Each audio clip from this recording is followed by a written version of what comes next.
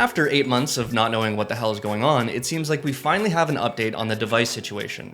It's all but been confirmed that he'll no longer be playing for NIP and that he's shopping for a new team. But how the hell did we get here? And when will we be able to see one of CSGO's greatest talents play again?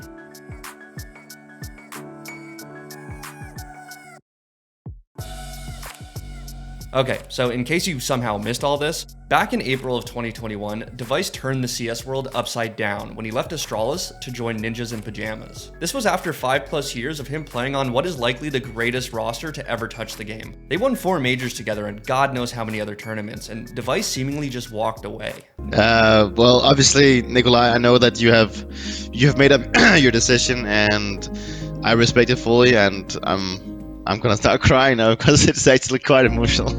Now, despite the original endless speculation on why Device would leave his brothers behind, he would go on to give a much more reasonable explanation. As we all know, the pandemic caused a lot of travel-related issues over the years, and at that time, Device was living in Sweden. Astralis was, and still is, based out of Denmark, making traveling back and forth a nightmare for Device. And at the time, Device also had this to say: "The boys will always be like family to me, but this COVID era has left me thinking a lot. Where do I see myself when it all goes back to normal?" On top of NIP being based out of Sweden, Device also commented on the fact that NIP has great resources for handling mental health issues, which is something that he's publicly struggled with for years now. And that is something that will come up again in this story. Fast forward to Device actually playing for NIP, things went pretty well. Sure, the results were a mixed bag, but it was a very young team, and all things considered, they had some solid moments together. As Device wraps back around CT, smoke fades, Jax, oh, now dead too! One more! Oh my god! 4 kills on the play, and Ninja's in the game! Unfortunately, shortly after the Stockholm Major, things would change. The promise that the team once showed would take a turn for the worse. In December of 2021, Device would be placed on medical leave, and we would soon learn that it was due to his ongoing struggles with mental health. NIP would have to continue without their veteran star Opera, while he worked hard on getting himself back to a place where he felt comfortable he could play again. All Device asked for was the time and space to do so. Since the new year, things have been mostly quiet on all fronts. There have been rumors and speculations, including a ton about Device going back to Astralis. For the most part, the last 7 months, we've got nothing about CSGO's most decorated player.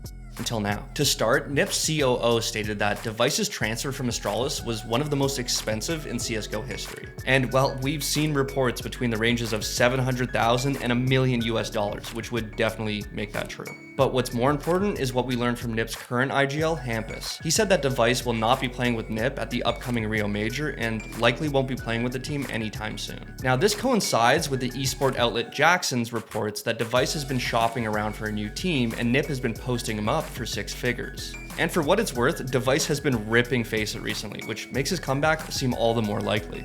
That being said, we still might have some issues. To start off, Device is one expensive lad, and it's hard to think about what team is going to shell out that much money for him unless the 6-figure report we heard is on the lower end. But NIP likely don't want to lose any more money, so I don't see his buyout being too cheap. And to make matters worse, right now, no team really needs an Opera. A lot of the young talents in CSGO right now are Operas. Players like Munacy and Deekster are currently the bells of the ball, and it doesn't seem like a big team is in a rush to pick up an expensive Opera like Device, who hasn't played in over 7 months. Except, maybe Astralis. Fans have been dying to see Device back in the black and red, so they can pretend that this was all just one big bad dream.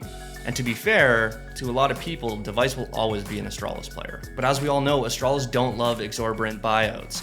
And it would be insane to see them pay that much money for a player that they just sold. So what now? Okay, well, here are some of the scenarios I personally see playing out.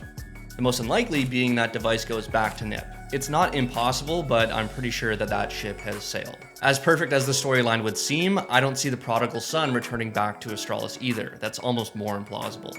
I don't know where the hell they would get that money from, and even if they did, that would be an insane business move. There are teams outside the top tier and outside of Europe who might have the cash to pick up Device, but when he left, he was one of the best players in the world. I don't think he'd be satisfied spending the next few years trying to carry a mid-team, even though some people argue that's what he was doing with NIP. Speaking of NIP, if they really wanted to, they could probably cut his price down if they just wanted to get rid of him, but there's nothing that seems to compel them to do that from a business standpoint. So what does all this mean? Well, we basically now live in a world where we could see Device just stuck. waiting out his contract. But if we know anything about Device's career, it's been full of twists and turns, so I doubt this is the last we'll hear about the situation. And be sure that we will update you as soon as we find out more. Man, good player, that Device guy. Good player. I'd love to see him play again. He's a good guy, good player. Just want to see the boy play again. I don't know. I don't really care about Astralis.